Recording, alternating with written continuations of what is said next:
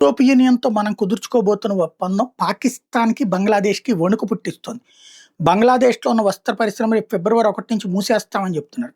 ఇటు పాకిస్తాన్‌కి కూడా వణుకు పుడుతోంది. ఎందుకయ్యా అంటే, చైనా వాడి చెప్పు చేతల్లోనే ఈ 2 ప్రాంతాలున్నాయి. బంగ్లాదేశ్‌లో ఉన్నటువంటి అనేక బట్టల తయారీ పరిశ్రమలు 100కి 99% చైనా వాడియే. చైనా వాళ్ళ పెట్టుబడులతో బంగ్లాదేశీయులు ఉద్యోగులుగా పనిచేస్తూ, కార్మికులుగా పనిచేస్తూ నడుస్తున్నది. ప్రపంచవ్యాప్తంగా ఉన్న పత్తిని కలెక్ట్ చేసుకొచ్చి వీళ్ళకిచ్చి, దాంతో పాటు చైనా తర్వాత పాకిస్తాన్‌తో సంబంధాలు మెరుగుపరుచుకున్న తర్వాత, పాకిస్తాన్‌లో కూడా ఈ బట్టల తయారీ పరిశ్రమలు పెట్టింది. ఎందుకయ్యా అంటే చీప్ లేబర్ దొరుకుతారు ఈ 2 చోట్ల కూడా. చైనాలో ఒక కార్మికుడికి గంటకి $8 ఇవ్వాలి. పాకిస్తాన్‌లో $1 ఇస్తే సరిపోతుంది. బంగ్లాదేశ్‌లో $1 కావాలి.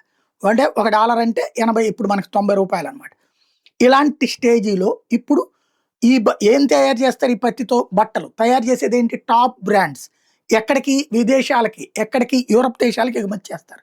ఇప్పుడు యూరోప్ యూనియన్‌తో మనం ఒప్పందం చేసుకున్నాం.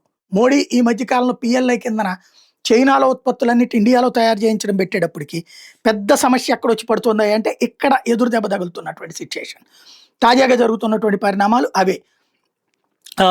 మన రాజస్థాను, ఉత్తరప్రదేశ్ లాంటి చోట్ల విపరీతంగా కంపెనీలు పెట్టుకొచ్చినటువంటి సిట్యుయేషన్. దీని ఇంపాక్ట్ వాస్తవంగా పాకిస్తాన్‌లో టోటల్ ఎక్స్‌పోర్ట్స్ గూడ్స్ గాని, సర్వీసెస్ గాని $32 బిలియన్ ఉంటే అందులో $16 బిలియన్ టెక్స్‌టైలే. ఇప్పుడు మనం ఒప్పందం చేసుకుంటున్నాం యూరోప్ యూనియన్‌తో. ఈ పాకిస్తాన్ పంపించేదంతా యూరోప్ యూనియన్‌కి. మనం వాళ్ళతో ఒప్పందం చేసుకుంటే పాకిస్తాన్‌ది ఎక్కడికి పోతది? అది ఇప్పుడు పాకిస్తాన్‌కి వణుకు పుడుతోంది.